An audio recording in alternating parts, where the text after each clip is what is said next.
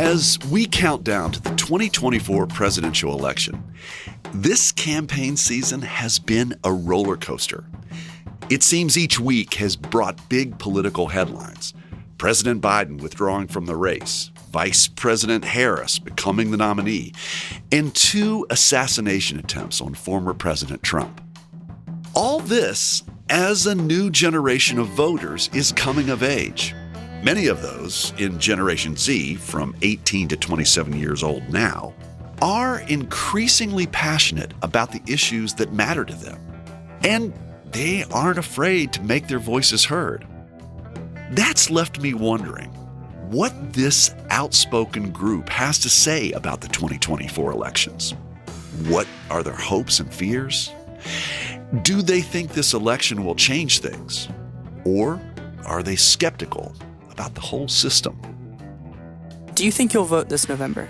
I will absolutely vote this November. Oh yeah, absolutely. Maybe? Definitely. I will most likely vote in November. What social and political issues are most relevant and important to your life? That's a tough one, but I'd have to say things involving the economy and money, especially as a young student in college. Finances, I think, is a big thing. A lot of people I know are struggling and are very worried, especially being in college. Even though they don't really have student loans or anything, they're worried about leaving and not being able to make money afterward. I would say issues with the environment and religion and abortion. Do you think it's important to vote, and do you think that your vote matters? I do think it's important to vote. I'm not really sure if my vote matters. I'd like to think it does. 100%. I believe that in order for you to make any change in a democracy, you need to be able to vote, and you need to get out and make sure your vote matters. I believe that voting is really important because this is a new generation ran by older generations. And as they are great, their way of thinking doesn't fit into what's going on now.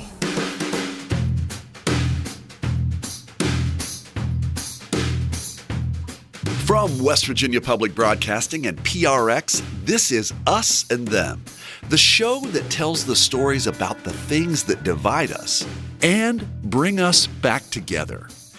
I'm Trey Kay. A few weeks ago, Us and Them hosted an event at Marshall University in Huntington, West Virginia. We wanted to talk to students and gauge the political temperature on that campus.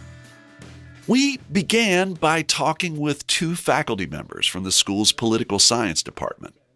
Associate Professor Mary Beth Beller, who advises the Cabell County Young Democrats, and Professor Sean Schulenberg, who serves as chair of the Faculty Senate.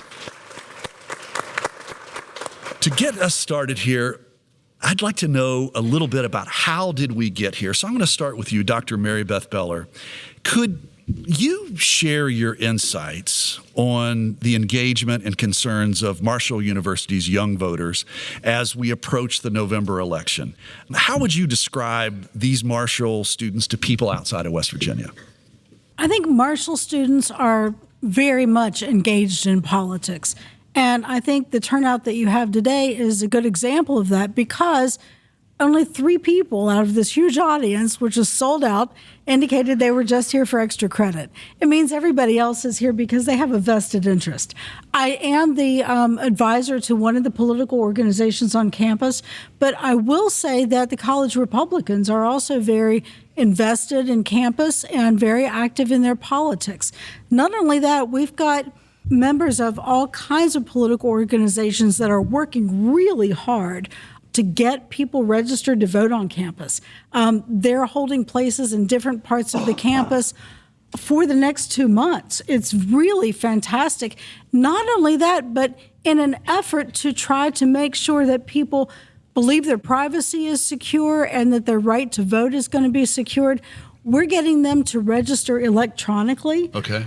We have a lot of people who really believe that voting is the key to an active democracy. Dr. Schulenberg, is there any data that can give us an idea of just how engaged politically Marshall voters are? It's hard to come up with some specific Marshall data. We don't have a poll of just Marshall students. So, okay, if it's not Marshall students, let's say that they're a part of maybe America writ large. Sure. Do you have those type of statistics? Yes, actually. What we're seeing is that they're very engaged. Ever since Biden dropped out of the race, there was a huge split in motivation. Before, about 64% of Democrats and roughly 74% of Republicans said they were highly motivated to go vote in this election.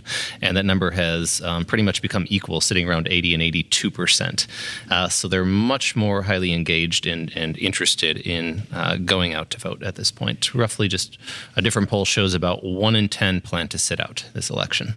A reason why the statistics that Sean just gave are so remarkable is that the Harvard Spring Poll, which took place in April of this year, only 53% of people aged 18 to 24 intended to vote.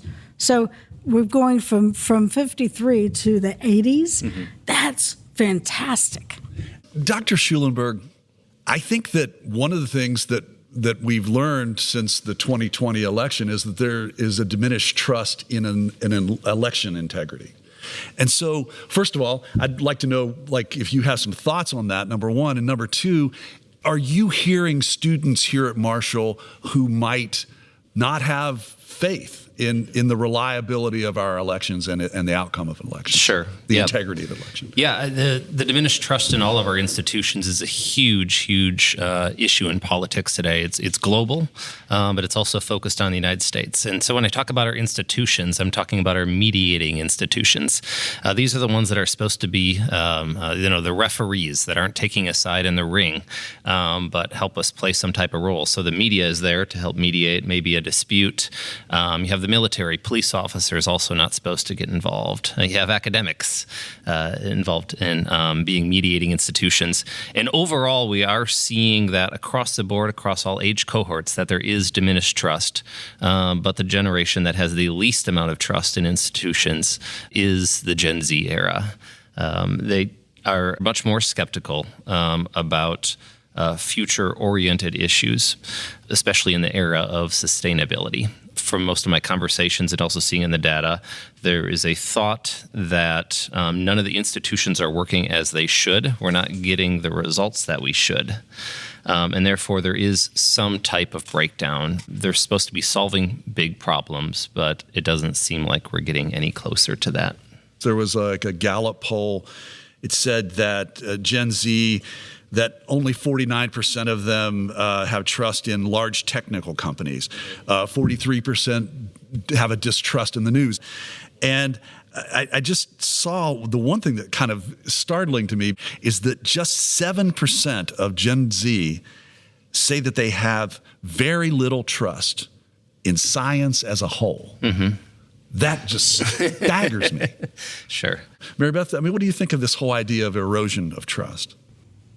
I think the erosion of trust is very big. The reason I smiled when you mentioned the statistic on science is that we have just been through a global pandemic in which the president at the time disagreed with scientists and was very much on the outs, encouraging people not to wear masks, saying that the vaccines had been rushed. And I think part of why we don't trust science sometimes is that we get cues from leaders telling us for political reasons not to trust science. Right. And because scientists, let's face it, tend to know a lot more than we do, it's hard for us to take things on face value when we are not equipped to test the very theories or to know the processes by which those vaccines were derived. Now, I realize that you and Professor Schulenberg are political scientists and not historians, but I think you know a thing or two about history. And I know that history is a part of some of the things that you look at in your work. But do you know of other times in American history or perhaps in any other time in the history of the world where young people have had such a low level of trust in the institutions that make our society function?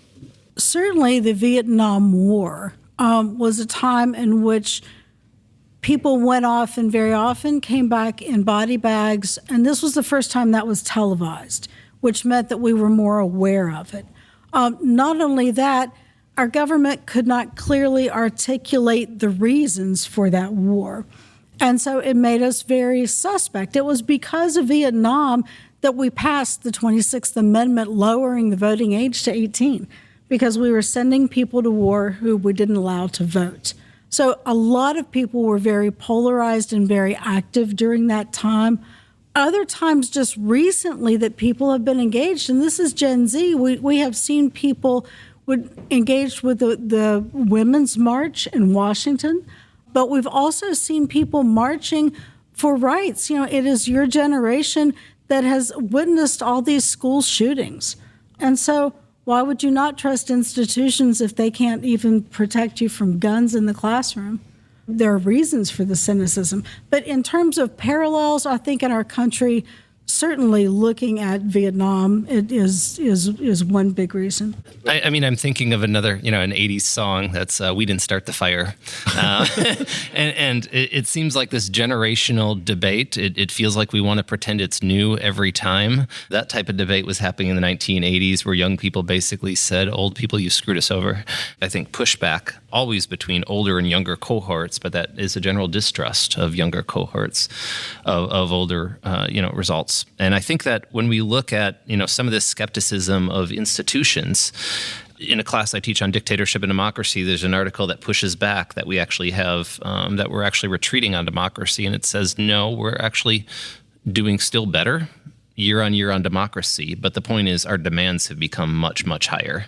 And so therefore we feel like things are worse off, but we have just risen to a new standard about what we expect out of our institutions. Are there times where you can give examples of how certain cultures in society found their way back to having trust in their society, to having trust in the institutions that basically make the society function? Sure. In my experience in comparative analysis, it's when whatever core issue is separating the people goes away, kind of naturally and on its own, and something else becomes a major concern that isn't so easily politically divisive. Usually there's underlying currents and incentives that drive polarization. So once those go away, societies either do it organically and peacefully through democracy, or they do it through a big, unfortunate disruption and go through a terrible period until they come back together. After some conversation with Professors Beller and Schulenberg, we asked for questions and comments from the audience. We wanted to hear from the Marshall students. What are they curious about, and what are they thinking about in this election season? What questions do they have about the political landscape they're entering?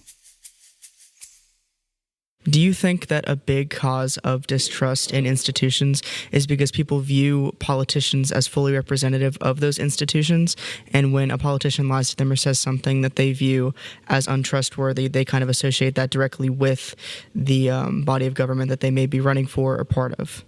That makes perfect sense. Yes. It makes perfect sense to me, and I'm grateful that you're asking these questions.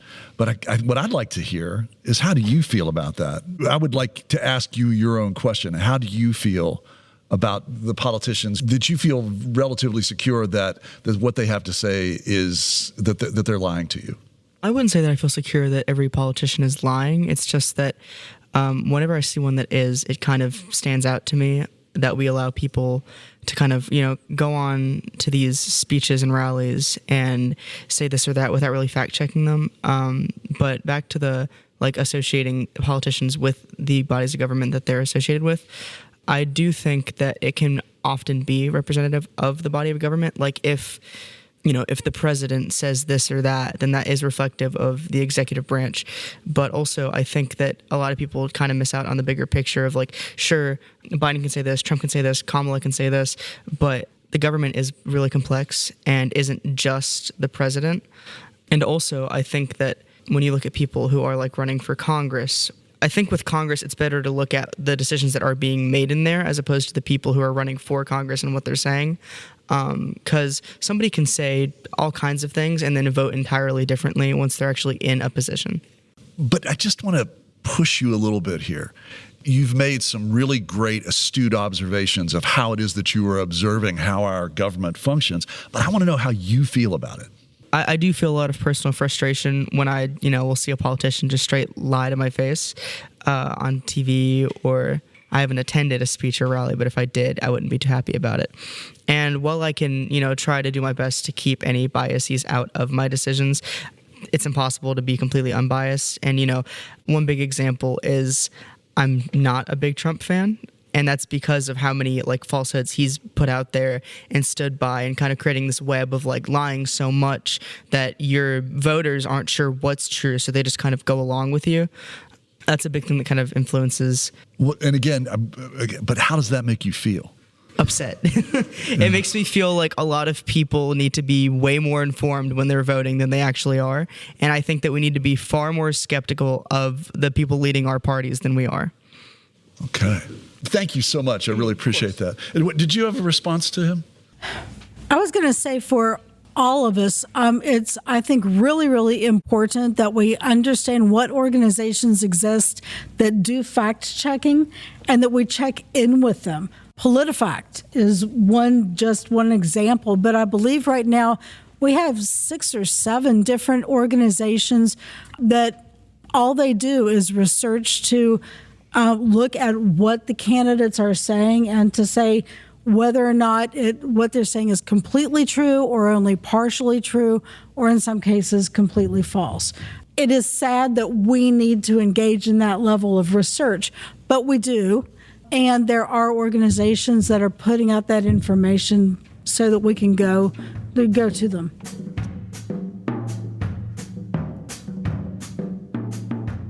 So this is really for whoever wants to answer it. I would love to hear both the journalistic and the political perspective on this. But how would you say that the media, whether that be traditional or social, has motivated or not motivated young voters? I've taught a course called Public Opinion and Propaganda for many years on this campus. And one of the things that I see in journalism is that in an attempt to be fair, very often journalists will not report in depth on an issue because they're afraid of upsetting, right? Either the liberals or the conservatives.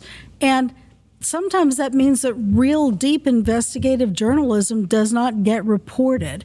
And so I understand why people might look at some journal articles and say, this isn't really giving me any in-depth information. And I think it's done in an effort to try to be balanced when all issues are not balanced. I was thinking of an analogy I heard. Let's say that we have 2 candidates here, and one says the sky is blue and the other says the sky is pink. What is the journalist supposed to do in that situation?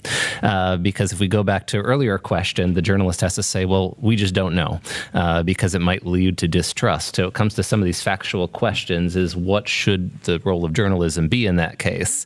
And it's a difficult, web to weave here, because on one hand, if you state the obvious truth, you might be seen as being part of the game rather than one of the mediators of the process.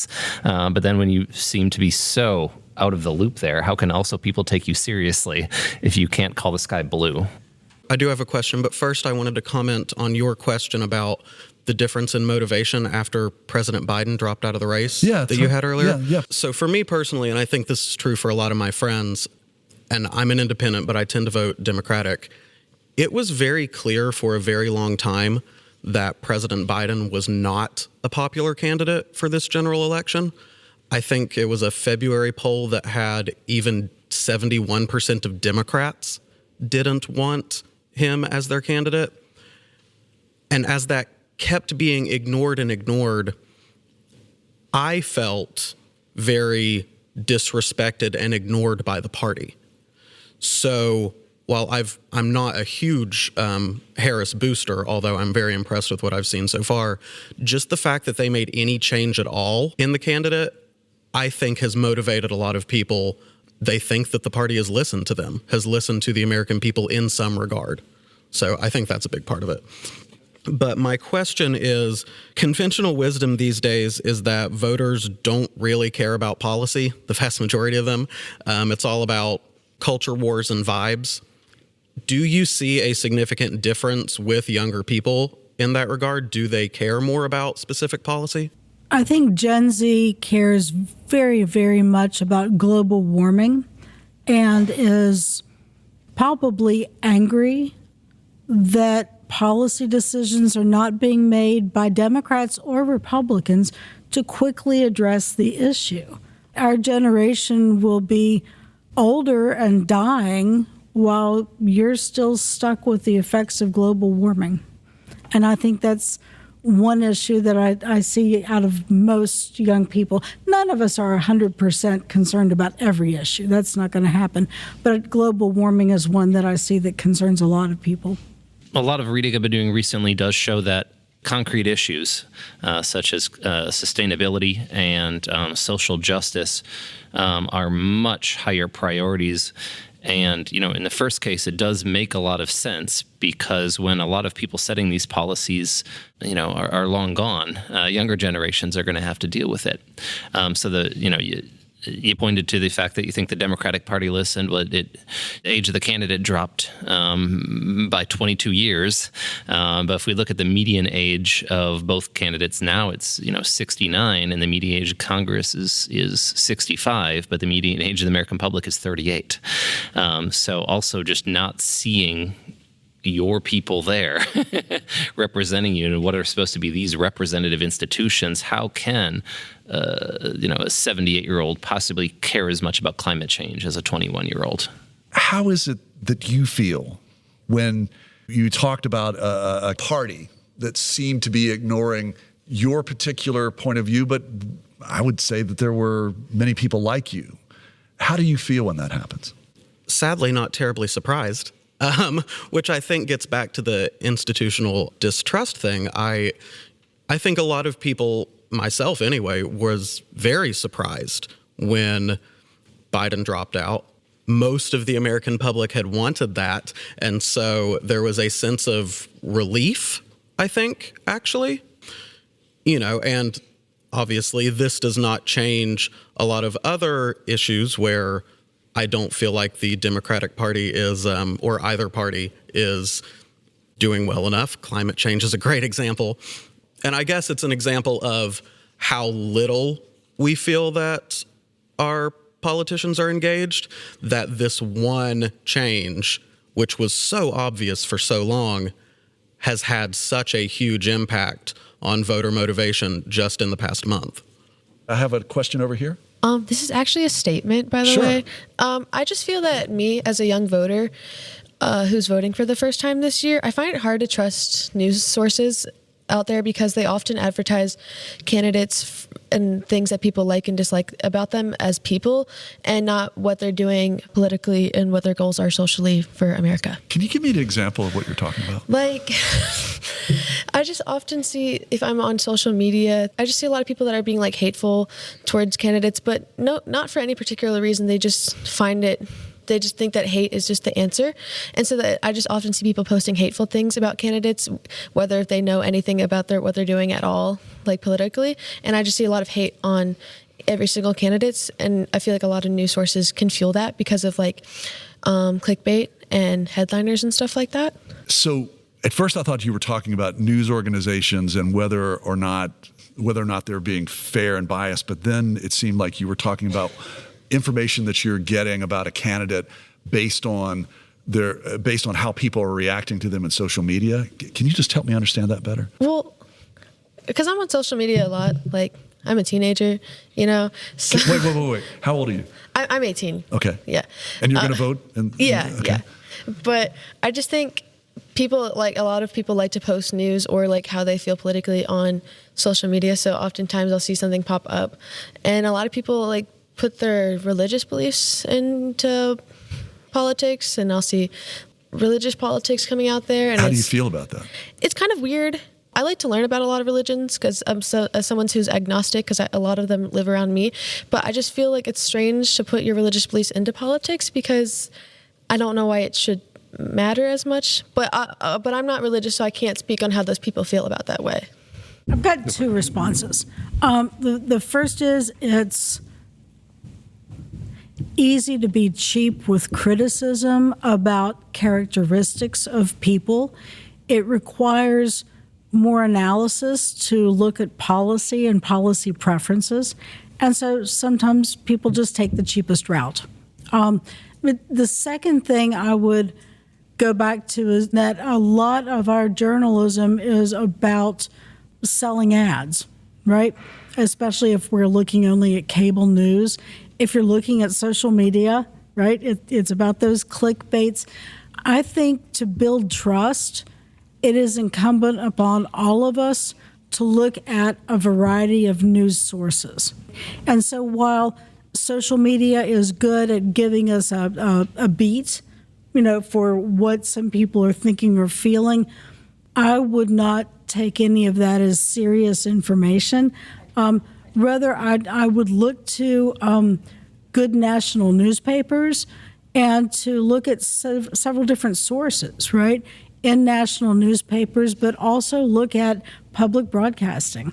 And I think if you get 2 or 3 good sources that are all saying the same thing, then you could probably have some good trust in it. Social media, I play with it too, even though I'm not 18, but I use it for entertainment rather than information. I agree too. I just think it's interesting seeing people use it as if it were some sort of news platform. I just find it kind of odd, but yeah, that's all. After a break, more from our event with students at Marshall University. We'll hear more about how they see the current political landscape and what motivates them to get involved. I'm Trey Kay, and you're listening to Us and Them. Our show is supported in part by the West Virginia Humanities Council and the CRC Foundation.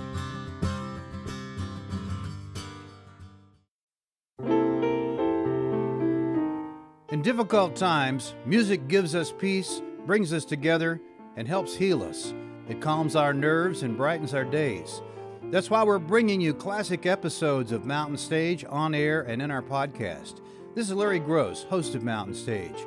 Find something that's familiar or brand new and feel the power of live music on our website, mountainstage.org.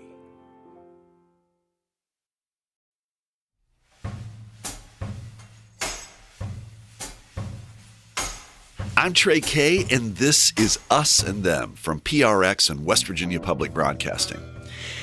We continue to see that a lack of trust in institutions is playing a part in how people participate in society. But what about younger generations? At a recent event at Marshall University, some students wondered what motivates some politicians to back up their words with actions. What makes you think that politicians don't come and speak to us like you're speaking to us right now? You make claims about climate activism, violence. Show me what you're going to do to fix it. What makes you think politicians won't come and speak to us like you all are right now? Sure, I could try to speak to that. Their incentives aren't there. So the media is incentivized for, getting more attention, clickbaits. Everyone in society is incentivized now for just drawing attention. More clicks, doesn't matter, whether you're saying what's accurate. There's no such thing almost as bad press anymore. So with our ho-hum life as professors here, we're not shooting for major national attention. I'm looking to get on some national blog or anything. So this is kind of a profession we waded into, and I'm not looking for clicks on my website.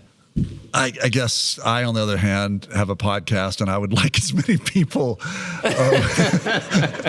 as possible to listen to it and watch it. And to have this type of conversation takes a lot of energy. It takes a lot of time. It drove me nuts that I heard these stories about, there was this time when John F. Kennedy came to West Virginia and he crisscrossed the state and he came and talked to everybody. I met women who were older than my mother who would say, I remember I was here at the Southern Kitchen Diner and I waited the table when JFK sat right here. That was something that people remember.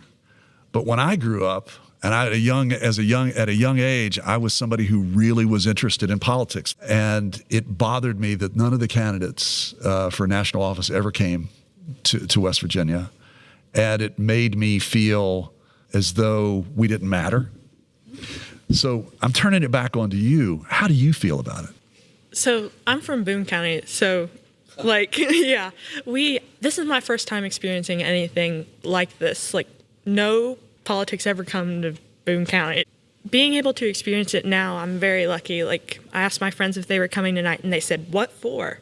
Like, what for? Because it's an experience that other kids don't get to have sometimes. Like, it's very lucky for you all to be here. So, thank you very much. I really appreciate your comment. Yeah. Can I add something to this? Part of your question was, what can you do about it? How can you get candidates to respond? Running a campaign now is based on numbers. Candidates look at precinct level voter turnout for the previous 2 elections. And if they see high voter turnout, then they're going to look at which party predominated, right? And play to that. One of the ways to change this is to get your cohort out to vote. All counties have records of who turned out to vote. And while we cannot know how they voted, we can know if they voted. Candidates will pay attention to the voters that they think are more likely to turn out. Every campaign has limited resources and time and money. So if you're voting regularly, people are going to pay attention to you. It's not the way it should be, but it's the way it is.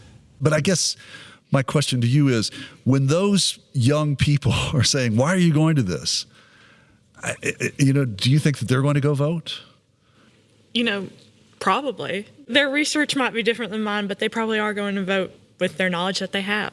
And I could try to get them to look into it more, but that's something for them to do on their own. So I got that. Thank you. Thank you very much. I have a question over here. This is kind of a long question with several parts, so you'll have to forgive me. When you're looking for what's motivating young voters, I would look towards activism and issues they're passionate about, and this is just one example. But one significant form of activism we've seen in the past year driven by youth is protests surrounding the U.S. government and institutions' support of Israel's genocide in Palestine, but neither major political party seems to be listening.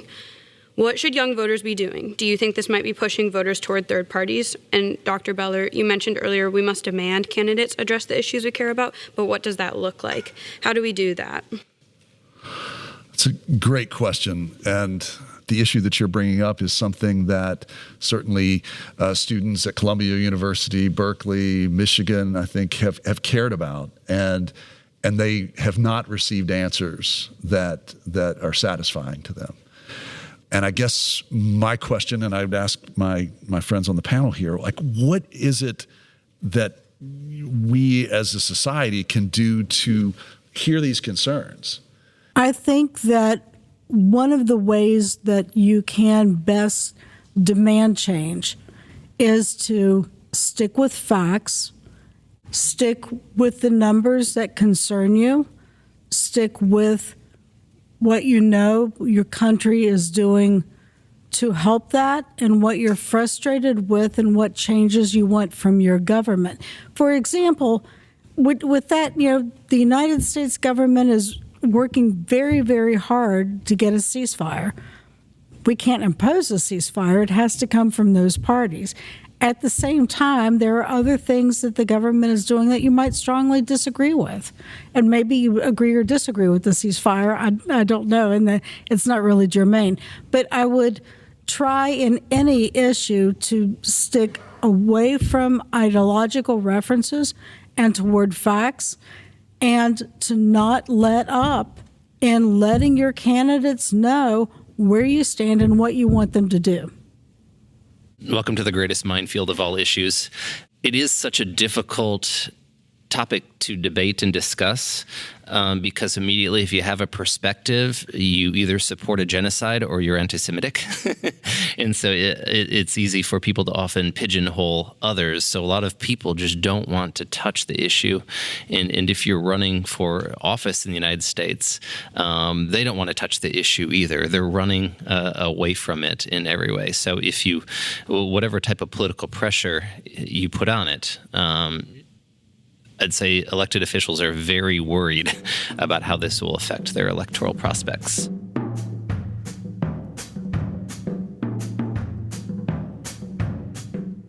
So my question is largely directed towards Dr. Beller because it stems from your comments, but I any of you three can.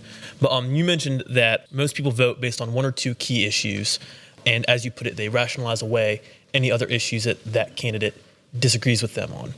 So my question is, given that, what causes shifts in which party's platforms win elections? For example, Obama winning in 2012 to Trump winning in 2016 to Biden winning in 2020. Is it that the voters' perspectives are changing, the platforms are changing, or the key issues changing in between those elections? And how do you see that happening in the future? Well, that's a small question. Certainly, issues will change. Other things that guide differences in election include charismatic leaders attracting certain people and detracting others, right? But our country has a history of never sticking with one party in electing them to office for too long, right? So we might have a president of one party for 8 years, but historically it's very rare that we then elect the vice president of that same ticket for another term. So we have a history of shifting back and forth. In terms of party platforms, they shift very, very gradually. The Democratic Party platform has not changed that much. The Republican Party did not have a platform in 2020. They just decided not to. This year there is one. And this year, that party also has a shadow, I'm going to call it, of Project 2025 that isn't endorsed by the Republican Party, but they're closely related with various think tanks and supporters of the party. And so that has come to dominate the news media as being a de facto platform. And that's going to excite many voters who look at aspects of that and would like to have that as policy. It's also going to motivate other people to vote to make sure that doesn't get engaged. But the shifting of the parties and who we elect is so complicated because none of us vote for a given candidate for the same reason, right? We might vote for different issues. We might vote because of a charismatic attraction or detraction. So it's very hard to pinpoint. I know it's not the easy answer, but it's the answer. Yeah, it had me thinking to Dr. Beller's comments earlier about being, big tent parties.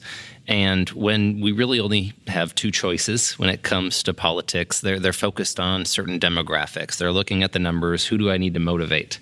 As so the answer to your question, you were like, is it this, or this? I was going to say yes, because it is all of the above. And at times you see that different groups feel more disenfranchised and therefore less motivated. So we can see the white working class for a while was really left a little bit the wayside after Clinton administration, and now has really been picked up by Trump voters.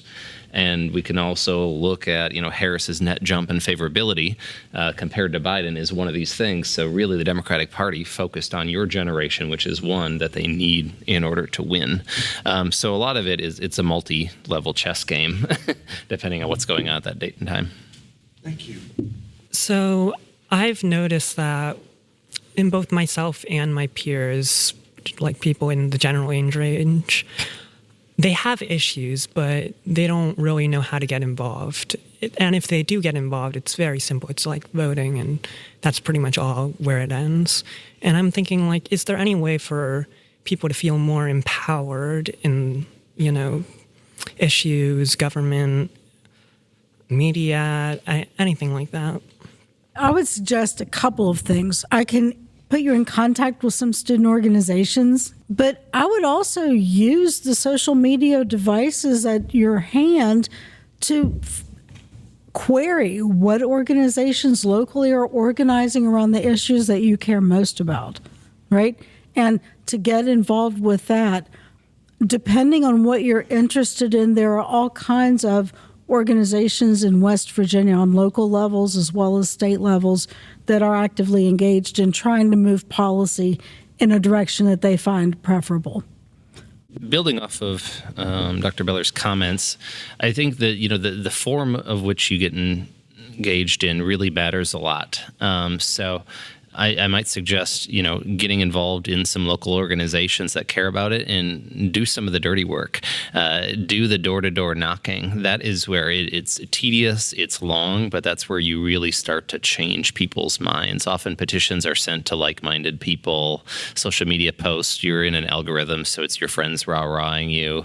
But some of the more traditional forms, such as, door-to-door knocking, phone calling, that's where some of the real conversations happen. And even though you might not feel the instant result of a campaign ending, you can, over time, notice that your conversations have made a difference. And so in terms of maybe feeling personally meaningful and impactful, I recommend that.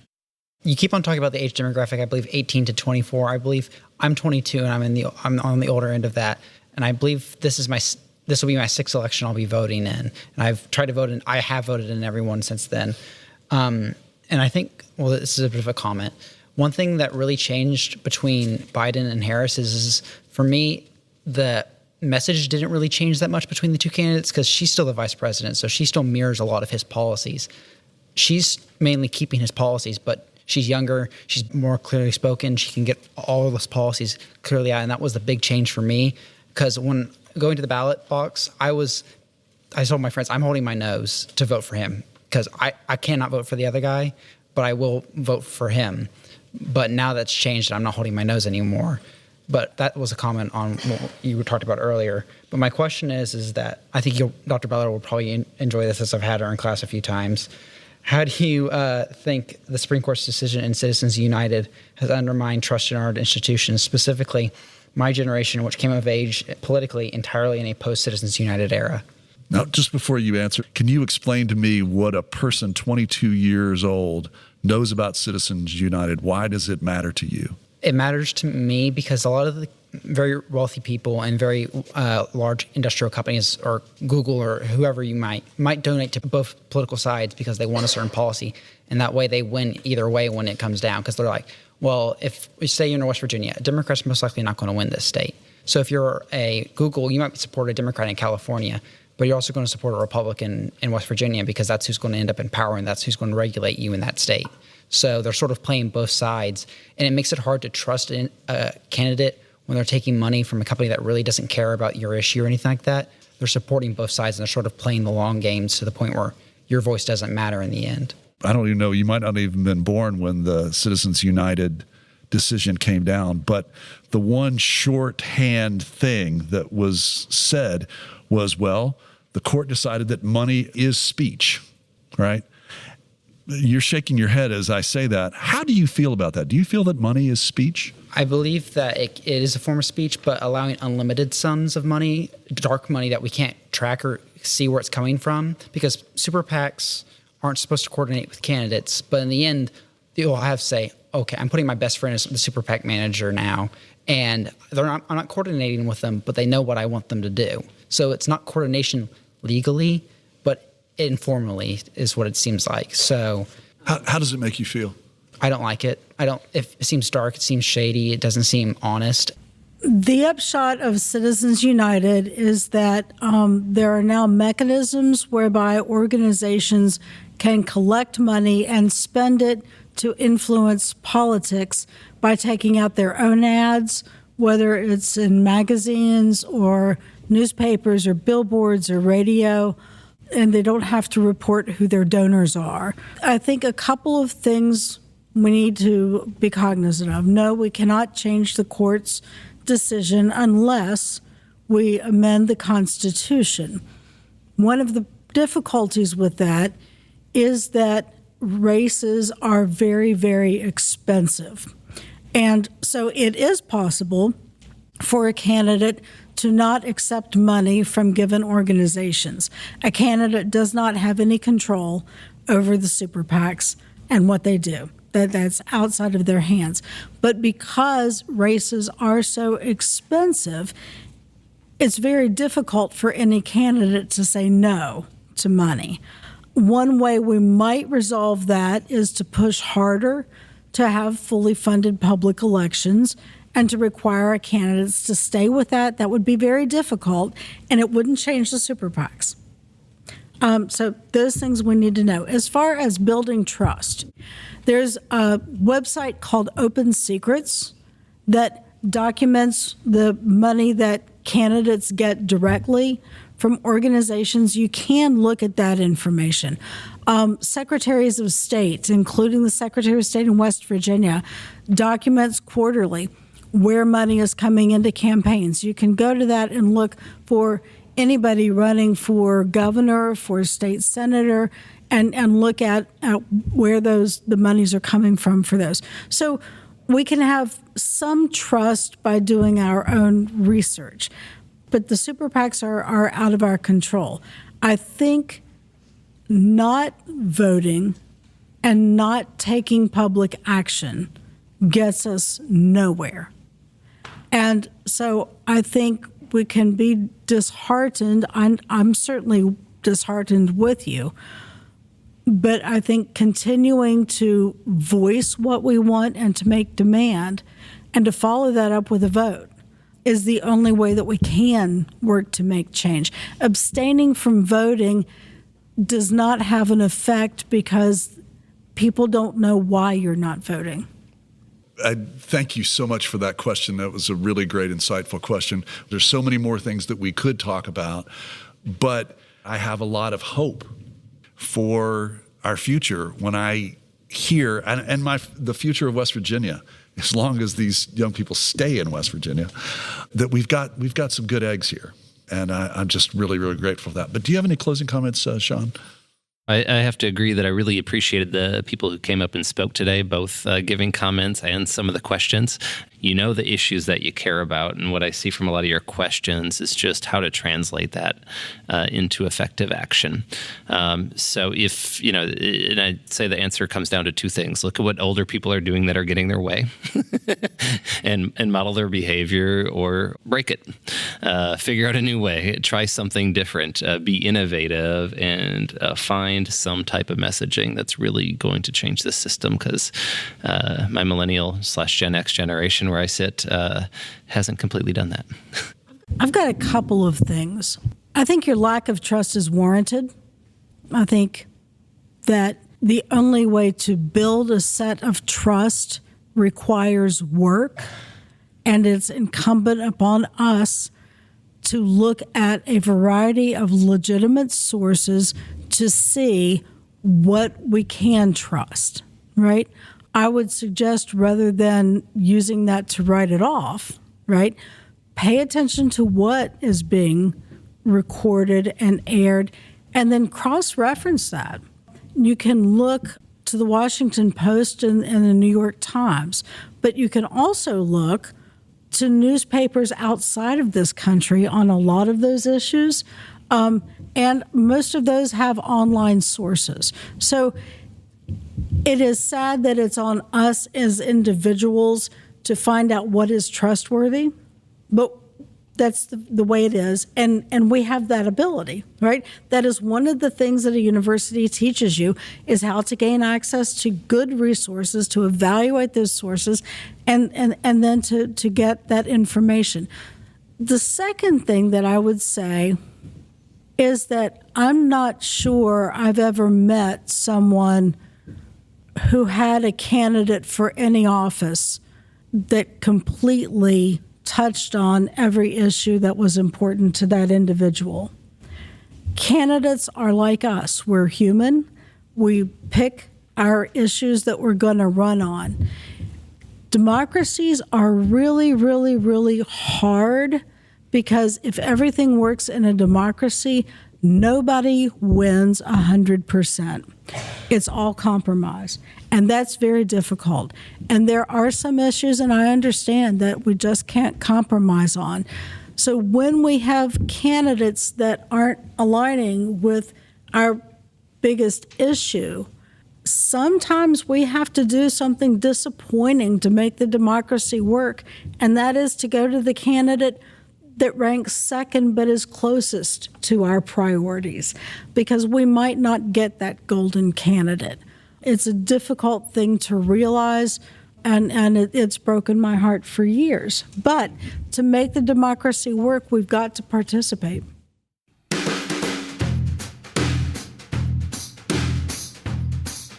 Talking to the students at Marshall reminded me of a moment during the 2016 campaign. That was the first time my son voted. And it presented a campaign where I saw candidates acting in ways I'd never seen before. And since then, name-calling and personal attacks seem to have become the norm. And we routinely hear from people who continue to spread false information as fact. I wonder if young people will see this trend and say, no more. Or will they just accept it as normal behavior among politicians? Will trust continue to decline as politics get more volatile? When we see something with fresh eyes, that can sometimes give us an ability to question, to say, what are we doing that for?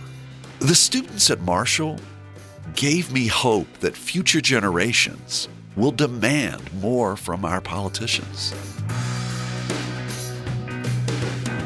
You've been listening to Us and Them. Our team for this episode was me, Trey Kay, Samantha Gatzik, and Kate Smith. Special thanks to Dr. Rob Quick, Director of Marshall's W. Page Pitt School of Journalism and Mass Communications, and Dr. Monica Brooks, Dean of Libraries at Marshall University, for being such wonderful partners in organizing this event. Thanks to Michael Stanley and Caden Nichols for capturing the audio and video, and to Grace Kramer and Gavin Reynolds for recording student interviews before and after the event. Michael Lipton, Tristan Lozow, and Ahmed Solomon wrote and performed the Us and Them show music. Mark Lerner designed our logo. The marvelous people at PRX and West Virginia Public Broadcasting make Us and Them possible. So do grants from the Corporation for Public Broadcasting, the West Virginia Humanities Council, and the CRC Foundation. Hey, we'd love to get your thoughts about this episode. Could you share them with us on our Facebook page or on X, formerly known as Twitter, at Us Them Podcast? Us and Them was originally developed with assistance from the mentorship program at AIR, the Association of Independents in Radio. We'll see you next time on Us and Them. Support for this podcast comes from the Corporation for Public Broadcasting.